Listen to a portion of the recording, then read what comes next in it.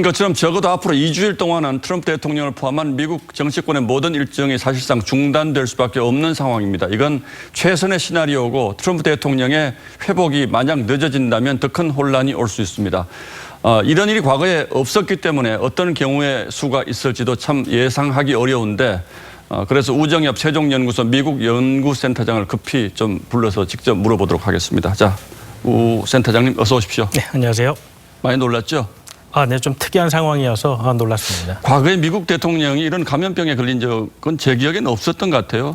뭐 다른 질병, 예를 들어 피부암이라든지 아니면 대장 내시경 이런 문제 때문에 대통령의 어떤 권한을 이양하는 상황은 있었지만은 감염병 문제가 직접 문제된 적은 없었습니다. 예, 뭐 그런 다른 병은 개인의 문제이기 때문에 상당히 예상이 쉽지만 이건 좀 어려운데, 자, 백악관은 일단 기능이 거의 마비된다고 봐야 됩니까? 이렇게 되면? 사실 지금까지도 백악관의 출근자 수를 제한하는 조치를 취하긴 했고, 예. 이미 재택근무하고 있었군요. 네, 그리고 모든 직원들에 대한 검사를 하긴 했는데 아마 이렇게 대통령이 직접 확진이 되었기 때문에 앞으로 당분간 정상적인 기능이 된다고 보기는 어려울 것 같습니다. 예. 자, 미국 대선은 항상 이제 11월 첫째 화요일에 치러져 오지 않았습니까? 이게 이제 항상 그렇게 되어 왔었는데, 자, 이렇게 되면 선거를 이번에만큼은 좀 미루자 이런 얘기가 나올 수 있을 때 이건 누가 결정을 합니까? 미국 하원에서 결정을 하게 됩니다. 그렇기 때문에 뭐 대통령이나 백악관이 원한다고 되는 것은 아니고요. 그리고 현재 하원은 민주당이 과반을 차지하기 때문에 만약에 바이든 후보 쪽에도 문제가 생긴다면 모를까 현재 상황에서 하원이 대선 일자를 조정해 줄 가능성은 좀 낮아 보입니다. 그런데 트럼프 대통령이 이거 특수 상황이니까 좀 연기하자 이렇게 하더라도 하원이 민주당이 다수당이기 때문에 연기를 받아들여 줄 가능성은 낮다 이제 이렇게 전망을 하시는 거잖아요. 네, 그렇습니다. 그런데 사실 하원 입장에서도 이렇게 되면 만약에 트럼프 대통령이 후보 지위를 계속 유지하지 못한다면 새로운 후보도 뽑아야 되고 이제 이런 상황이 생기는데 만약 이건 안 된다 이렇게 얘기할 수가 있을까요? 그러니까 미국 헌법상 1월 20일에 새로운 대통령이 취임을 하도록 되어 있습니다. 그것은 이제 하원도 그 부분을 바꿀 수는 없기 때문에 1월 20일 전에 어떻게든 절차가 마무리되어야 하기 때문에 만약에 어떤 문제가 생겨서 날짜를 미루는 상황이 발생한다고 하더라도 그것을 뭐 몇 달 이렇게 미룰 수는 없는 것이죠. 왜냐하면 취임까지 2달밖에 선거일로부터 2달밖에 안 남은 상황이니까요. 자, 만약에 지금 이런 상태로 대선이 치러지면 지금까지는 물론 뭐 여론조사 기관마다 조금씩 차이가 있습니다만은 바이든이 뭐 좀 우세한 것 같다 이런 전망들이 지난 1차 토론 이후에 나왔는데 만약에 아무 요새 없이 대선이 치러지면 누가 더 불리하게 될까요? 이렇게 되면 지금 이제 트럼프 대통령이 오늘 취소된 일정을 보더라도 이제 플로리다나 뭐 이런 경합주들에 집중되어 있습니다. 왜냐하면 미국 대선은 뭐 플로리다, 위스콘신, 펜실베니아 이런 경합주가 이번에도 결정을 하게 되어 있는데 그래서 트럼프 대통령이 그 주들에 아주 집중적으로 유세 일정을 마련해 놨습니다.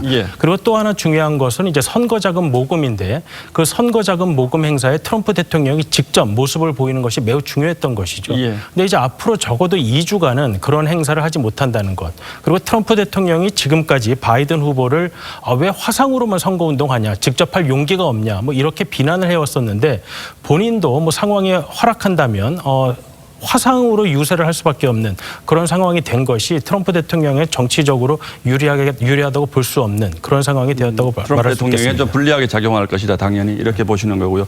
자, 만약에 대통령의 어떤 비상 상황이 생기면 권력은 어떻게 승계가 됩니까, 미국은? 미국 헌법상 대통령, 부통령, 그다음에 이제 하원의장 이런 순으로 권력이 승계되게 되어 있습니다. 그러면 부통령은 이제 공화당의 펜스 부통령이고 만약에 펜스 부통령도 지금 밀접 접촉자이기 때문에 또 걸렸을 수도 있어서 만약에 둘 다 문제가 생기면 아주 뭐 최악의 시나리오지만 민주당으로 낸시 펠로시는 민주당 하원 의장은 민주당 소속 아닙니까? 그러면 민주당으로 권력이 넘어갈 수도 이론적으로는 있군요, 그럼. 그럼 대통령과 부통령이 동시에 이제 직무가 불가능한 상황이 될 텐데 만약에 펜스 부통령까지 그런 상황이 올 가능성이 보인다면 대통령이 부통령은 교체를 할 수가 있습니다. 부통령을 교체를 해서 네, 그렇기 때문에 아마 건강에 문제 없는 사람으로 부통령을 교체를 해서 민주당인 하원 의장에게 권력이 대통령의 권한이 이양되는 것은 아마 미연에 좀 방지하려고 공화당 쪽에서 노력을 하지 않을까 생각이 됩니다.